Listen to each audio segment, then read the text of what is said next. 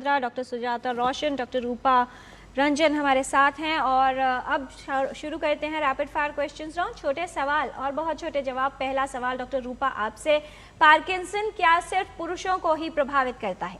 बिल्कुल नहीं, बट पुरुषों में थोड़ा सा ज़्यादा रिस्क होता है। 3:1 रेशियो मान सकते हैं पुरुष और महिला में। डॉक्टर सुजाता, क्या पार्किंसंस डिजीज सिर्फ एक मूवमेंट डिसऑर्डर ही है? जी नहीं, बिल्कुल भी नहीं। मूवमेंट के अलावा इसमें कॉग्निटिव और सारी स्लीप एवरीथिंग इज इन्वॉल्व्ड, तो केवल मूवमेंट नहीं है। डॉक्टर चंद्रा, क्या यह रोग सिर्फ वृद्ध लोगों में ही होता है? बिल्कुल नहीं। आजकल हम देख रहे हैं young onset YOPD, young onset Parkinson's disease भी हम देख रहे हैं और इनकी मात्रा मेरे हिसाब से बढ़ रहा है। डॉक्टर रूपा, क्या गट माइक्रोबायोम का पार्किंसन डिजीज के साथ कोई संबंध है? ज़रूर, काफ़ी रिसर्च ने ये दिखाया गया है कि गट माइक्रोबायोम की चेंजेस होने से पार्किंसंस का रिस्क बढ़ सकता है। क्या सभी को जिनको पार्किंसन है पहला लक्षण हाथ कांपना या ट्रेमर्स ही होंगे? डॉक्टर सुजाता? नहीं, बिल्कुल भी ऐसा नहीं है। अलग धीमापन और कई और कंपन की परेशानी के अलावा भी हो सकते हैं। डॉक्टर चंद्रा, क्या सर्जरी इसके लिए पहला विकल्प है इलाज का? जी नहीं, पार्किंसंस एक मेडिकल बीमारी है जो दवाइयों से अच्छी तरह ट्रीटमेंट हो सकता है, लेकिन सर्जरी एक लास्ट ऑप्शन भी नहीं है।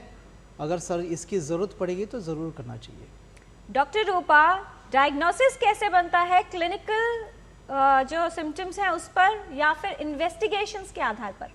ये प्राइमरीली एक क्लिनिकल डायग्नोसिस है जो सिम्टम्स के ऊपर बनाया जाता है, बट कुछ सिचुएशंस में हम MRI या डोपामिन स्कैन का इस्तेमाल भी कर सकते हैं। इसके कारण क्या प्रभावित हो सकता है व्यक्ति का विजन, हैंडराइटिंग, स्पीच या नींद के पैटर्न्स? डॉक्टर सुजाता? इसमें से सारी चीज़ें इन्वॉल्व हो सकती है। उसके अलावा सोचने की शक्ति, मन की स्थिति, ये सारी चीज़ें इन्वॉल्व हो सकती है। क्या DBS इस रोग के लिए एक क्योर माना जाए? डॉक्टर चंद्रा?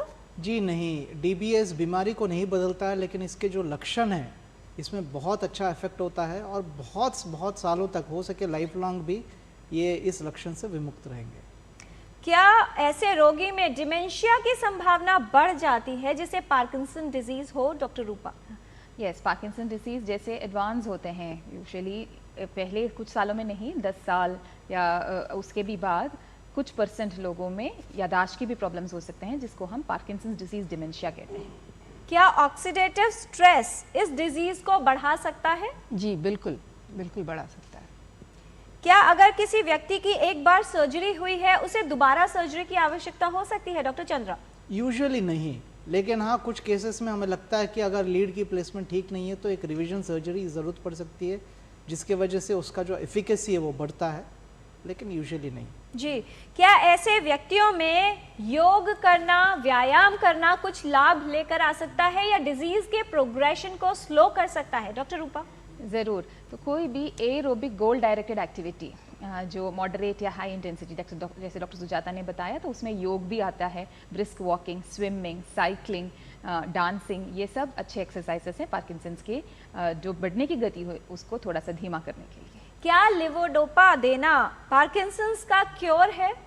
जी नहीं, लिवोडोपा इसका क्योर नहीं है, बल्कि लेकिन इसका प्रमुख इलाज है आज की डेट में मेडिकल थेरेपी के सेंस में। क्या DBS की सर्जरी व्यक्ति के लिए कॉम्प्लिकेशंस का रिस्क बढ़ा सकती है? बिल्कुल नहीं, ये बहुत ही सेफ सर्जरी है। रिस्क ऑफ कॉम्प्लिकेशंस बहुत ही कम है। क्या ग्रीन टी और कैफीन का सेवन इस रोग पर कोई प्रभाव डालता है? डॉक्टर रूपा? ये कुछ रिसर्च में दिखाया गया है कि जो कॉफ़ी पीते हैं उनमें पार्किंसन होने की चांसेस थोड़ा सा कम होता है, बट ऐसा नहीं है कि वो 100% है, बट ये एक प्रोटेक्टिव फैक्टर हो सकता है। जी, और इसका मतलब ये भी नहीं है कि कॉफ़ी के कप्स चलते जाएं दिन भर। हाँ, कितनी मात्रा में पीनी है उसका भी ध्यान रखना होगा। किस तरह से व्यक्ति का केयर टेकर बातों का ध्यान रखे, और सबसे इम्पोर्टेंट क्या है, क्योंकि ऐसे व्यक्तियों में आत्मविश्वास भी प्रभावित होता है? जी बिल्कुल, उनका पूरा ही ध्यान रखना ज़रूरी है। उनके मन की स्थिति, उनकी शारीरिक स्थिति, चलने फिरने में उनका काफ़ी ध्यान देना है, क्योंकि कई बार लेट स्थिति में लोग गिरने लग जाते हैं। उसके अलावा नींद का भी खास ध्यान देना है। मूड में कई बार ऐसे और बिहेवियर में चेंजेस आ सकते हैं जिससे आपको लगेगा ये मेरे साथ बुरा बर्ताव कर रहे हैं, लेकिन वो शायद उस बीमारी का एक रूप आ रहा है। तो आप अपने डॉक्टर से ज़रूर सही समय पर सलाह लेंगे। एक वाक्य में क्या संदेश देनी चाहेंगी डॉक्टर सुजाता? कि हर चीज़ ही इन्वॉल्व हो सकती है, हर चीज़ का हमें ध्यान रखना है। डॉक्टर रूपा, आपका संदेश हमारे व्यूअर्स के लिए कितना आवश्यक है कि इस रोग को लेकर सतर्क रहें? मैं ये कहूँगी कि इस साल पार्किंसंस डिसीज़ डे का जो थीम है वो है bridge the care gap.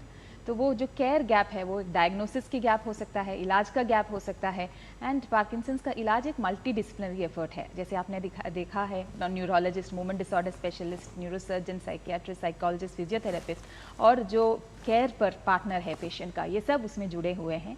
And ये हमारे सबका अवेयरनेस बढ़ाने से ये जो केयर गैप है इसको हम कोशिश कर सकते हैं आगे वाले सालों में ये कम हो जाए। डॉक्टर चंद्रा, क्या कहना चाहेंगे तो तमाम व्यूअर्स के लिए जो कुछ हिचकिचाते हैं, कुछ डरते हैं इस रोग को लेकर?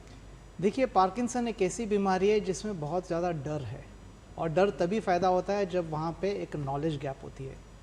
तो जैसे डॉक्टर रूपा ने बताया, सारे गैप से उसमें हमें एक नॉलेज गैप भी एड्रेस करना चाहिए ताकि हम नॉलेज के ज़रिए डर को मिटाएं।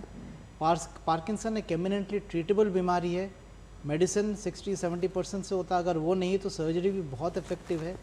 तो हम डार्कनेस से लाइट की ओर बढ़ना चाहिए through eliminating through the knowledge gap. बहुत धन्यवाद इस तमाम जानकारी के लिए डॉक्टर शरद चंद्रा, डॉक्टर सुजाता आपका, डॉक्टर रूपा आपका भी।